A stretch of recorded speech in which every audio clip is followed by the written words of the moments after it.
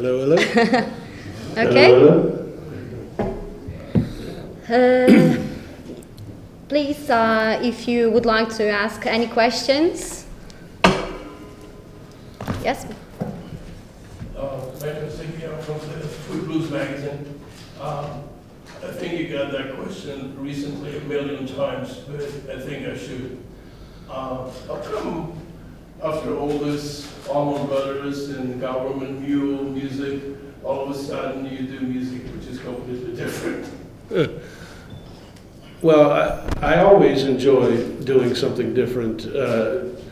Through my entire career, I've always managed to kind of go from one thing to another, and it's very fun for me. It's very challenging for me, and it also, I think, keeps me from getting stagnated. You know, it keeps me from getting caught up in doing the same thing all the time. So it's inspirational for me to have different projects.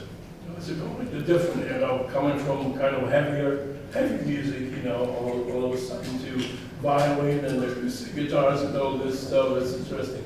Well, I wrote a lot of these songs a long time ago, and some of them are brand new songs.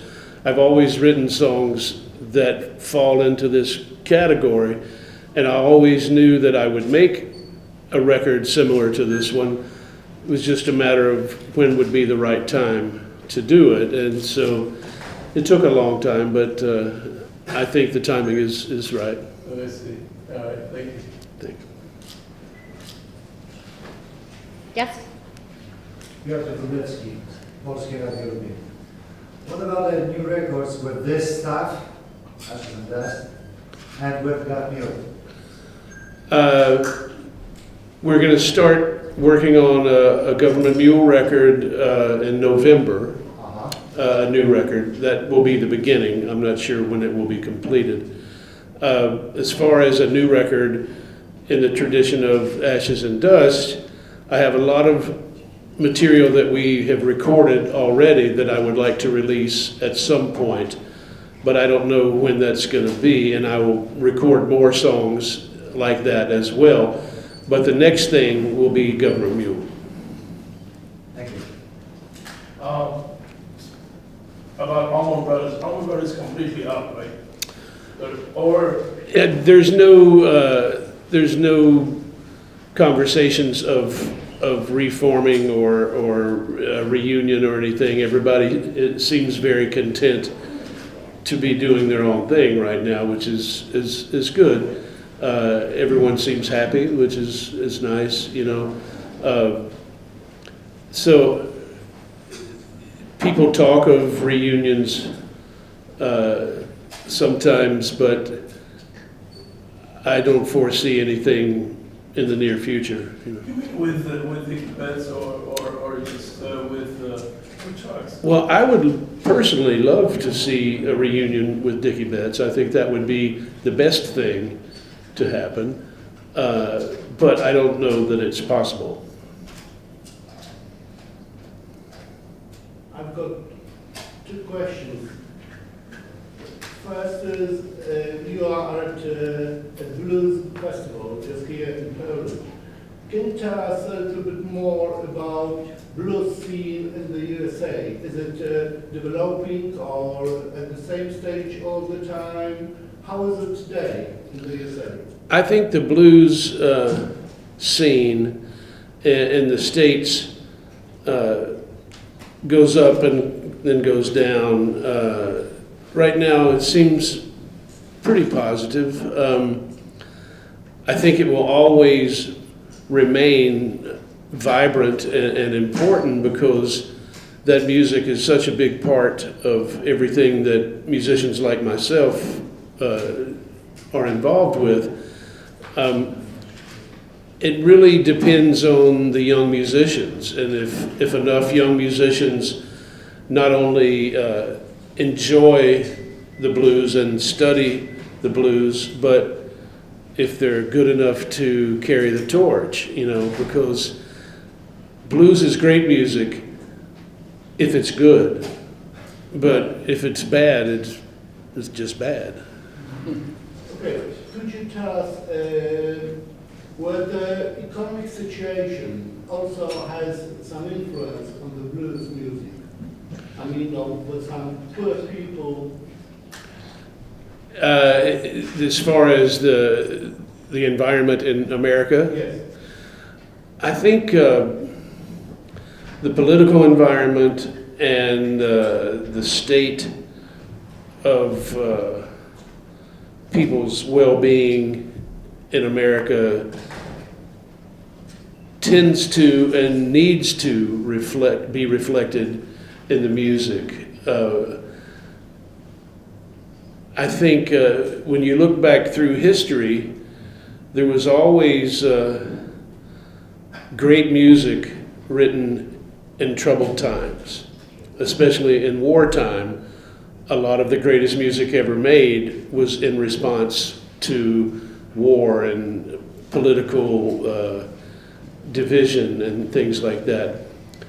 One of the problems that we've had in America in the past 20 years or so is that young people don't pay attention to the political issues. And there's been continual war, and so it seems normal to everybody, and everyone just tunes it out and pretends that it doesn't exist. So I don't think people pay enough attention. I don't think people get involved enough, and that carries over to musicians and artists. You know, it used to be expected of artists to get involved, and these days it seems more like people are scared to risk their lifestyle, you know. And so I personally would like to see more people take the vibrance and importance of what's going on in our country and what's going on all over the world and translate that not into music and art, but into bringing people together and less division among people. You know. But in history, there used to be, on the rock and roll side, you know, to talk about politics and situation like 60s and even early 70s, rather than blues, I guess. You know, blues rather talks about Sure. personal problems and personal lives, or my friends' troubles, right? And we remember the bands, you know, at the end of 60s, they talked about politics a lot at that time. Yes. Rather than blues people, I guess. And what did you say? More than blues people. Yeah, but you had people like J.B. Lenore who were talking about serious issues and political issues, and but I think nowadays maybe it's because everything is so trendy and everyone spends all their time with social media and stuff. Maybe that should take over people's desire to get involved, you know, because it should be easier to get involved now than ever. Because of the information. Yeah, because of the information, but we need more people to do it. It's complicated, you know. Yes. One more question. It's written here in the festival's program that on your recent album, Ashes and Dust, are some personal tracks.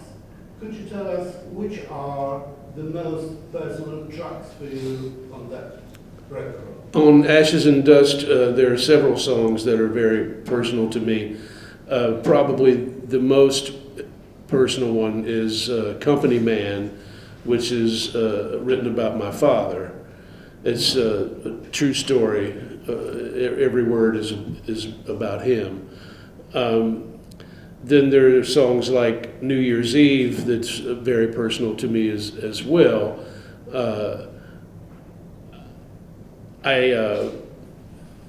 lost a childhood friend on New Year's Eve many, many years ago, and I wrote this song about that. And maybe it's hard to know that from hearing the song, but the song has its own message regardless of whether one knows that or not.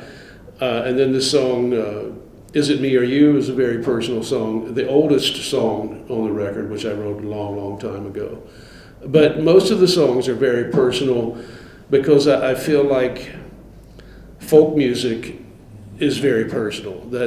And so this is very much a folk music album.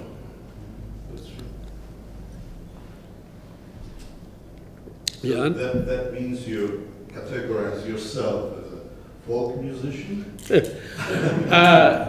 I think of myself as a musician. I don't like categories. You know, I love all types of music, and I study all types of music, and I enjoy playing all types of music and singing all types of music, and even writing a lot of different styles of music. So I think myself, along with thousands of other musicians, hate to be stereotyped.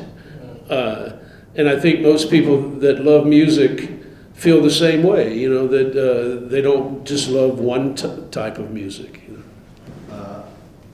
Greg Allman asked if he feels like he made a path for the Southern rock. Became just angry. Southern rock is country. Our music is a mixture of original American roots, and that's the key. So my question to you is, how important is for you, where were you born? Is the place of where you're born important for your musical background? Well, I think especially when I was born in 1960, and earlier when Greg Allman was born and when Dickie Betts was born, and even earlier than that, it was very important because we didn't have the internet and we didn't have so many ways of discovering music all over the world like we have now. So when I was growing up in the South, in North Carolina in the 60s, I heard a lot of regional music that only existed there. And I think that was a major influence on myself. And I think it's important for everyone to acknowledge and be proud of their heritage and musically speaking as well, the music that comes from their region. But in today's world of technology, you can study music in a place 10,000 miles away very easily. So I think the regional influence is less important now, or at least less prevalent now. And maybe that has something to do with music being more homogeneous. I don't know if that's the right word, but I think it was great when musicians coming out of different areas reflected the music of that region, you know. Which probably is reflected directly in your band, because your young musicians that you Yes. gather, they came from the different styles, different places, different areas, and Yes. and they came easily to the point. Okay, we are ashes and dust, and we can combine our stylistics, our arts towards music, right? Yes, and the musicians in the Ashes and Dust Band are all excellent musicians. All of them, other than Jeff Sipe, the drummer, who is my age. The rest of them are much, much younger, some in their 20s. Mostly from the South, from Texas, and currently living in Nashville. But they study all types of music. The interesting thing about the young musicians in the Ashes and Dust Band is that they're constantly discovering the music that I grew up with and that Jeff Sipe grew up with, and sometimes they're hearing it for the first time, you know, and it's interesting to see their reaction to music that we've heard for 30 years, but they're just now discovering. How did you first meet Jeff? I met Jeff Sipe, the drummer, at the beginning of Government Mule in 1994. He was playing with Aquarium Rescue Unit along with O'Teal Burbridge and Jimmy Herring and Colonel Bruce Hampton. And we did a lot of shows together with Aquarium Rescue Unit and Government Mule in the early days. And Jeff and I became friends immediately. And I met the young musicians in the Ashes and Dust Band all through Bela Fleck, who recommended them to me. And when I spoke to Bela and told him that I was looking for a certain type of chemistry, young musicians that played fiddle and banjo and mandolin, and that had a chemistry of their own, he said, I think I know the right people. Okay, the last one from my side is, can we expect some new tracks, some new songs tonight? Or it's mostly Ashes and Dust plus some Jessica's and...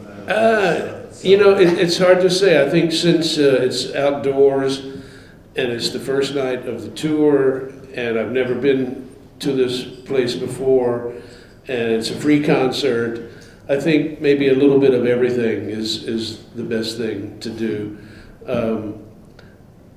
And I don't know yet because I haven't decided. as usual. As usual. We can't expect sunshine on here, right? If people want to hear it, we can, you know. You didn't play in the Super last year. You know, sometimes I try to not play Soulshine as often because I've played it so many times and I feel like sometimes maybe the fans don't want to hear it again. But then someone always complains, why didn't you play Soulshine? So it's That's what I'm laughing at. it's a hard You decision. didn't play Soulshine. Yeah. And if I'm somewhere for the first time. But with this band, our version of Soulshine is very different. It's very Appalachian and almost like mountain music. So someone may not even recognize it at the beginning. But you did play a couple of numbers from Allman Brothers with them, so that was, Yeah. that was perfect. We're doing some Allman Brothers songs, but different, you know, very different. Even with the violin, it was so, that was actually... I think it sounds great with the violin and the banjo and stuff. You mentioned that musicians are rather not involved in politics nowadays. But what do you think about of some musicians who support candidates for the presidency of the USA? Is it a kind of a selling out art by them? The support, which candidates? Yeah, for the president of the USA. For the elections. Well, the Allman Brothers and the Grateful Dead both supported Barack Obama. And I participated with both of those bands in raising $1 million for Barack Obama. You know, I don't... Sometimes I think musicians should stay out of politics, and other times I think they should be more involved in politics. Maybe it's that we should all be more aware and study the situations more, because I don't like it when someone is involved but they don't know what they're talking about. So I try to study the issues more and learn more about what's going on so I can hopefully be a part of positive change. My friend Steve Earle says, if you don't vote, you can't complain. Exactly. Thank you. Well, why not to to record some political songs. I mean, with lyrics about situation in the USA or just within society and so on. Well, there's a song on Ashes and Dust called Beat Down the Dust, and it's a very sarcastic view of people who are very close-minded about the migrant situation and the immigration and all that. And it's written through the eyes of a narrator, and I think some people may even misinterpret the song. And that song was written several years ago, and before things got worse and worse and worse. And I tend to always write at least one or two songs on each record that have some sort of political connotations. They may be vague and overshadowed by the music, but they're there for people that care, you know. And then for the sake of this camera, which is the local camera, Suwałki, are you satisfied with the stage, with the backline, with the sound, with the support you're getting from the local staff? My impression of the festival so far is wonderful. Everybody has been great to work with. The sound is great. The stage, the staff, the location. We're very happy to be here, and I think it's a beautiful festival. You should try Thank some you. jam session in a club at night. Yes, It's Well- a lot of fun. I would always enjoy that. They finish 6 o'clock in the morning. The question from us Okay. as the festival, yes, as my friends asked, can we possibly expect you to join us at the jam session after your concert? Is it possible? Everything is I possible. think it's possible, okay. Okay, thank you. I'm going back to the young Gilad question. How many songs you can play just now with this stuff? Just now, tonight, I mean tonight. How many songs tonight? Uh-huh. As many as You can. How many you can? we can play. Well, with this band probably can play maybe 100 songs. That's enough. The festival, But not tonight. the festival is only till tomorrow. Yes, so maybe only 15.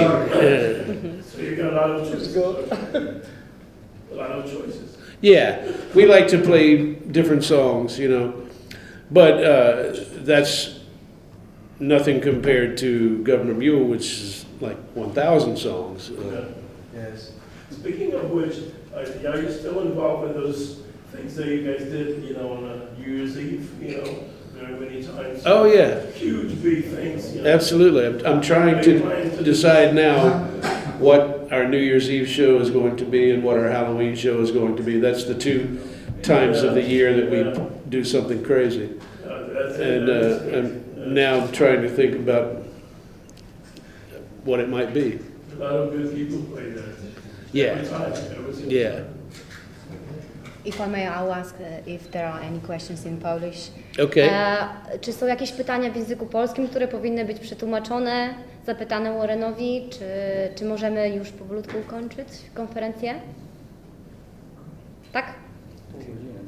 Yes, we fine with the conference. Thank you so much My for pleasure. being here. We are all waiting for your concert. Everyone is waiting. Whole Poland is waiting, and people from all over the world showed up to see you.